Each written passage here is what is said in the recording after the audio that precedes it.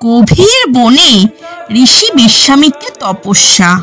বিশ্বামিত্রের তপস্যা ভঙ্গ করতে দেবরাজ ইন্দ্র স্বর্গের সবচেয়ে সুন্দরী অপ্সরা মেনকাকে পাঠালেন। স্বর্গ থেকে মেনকার আগমন।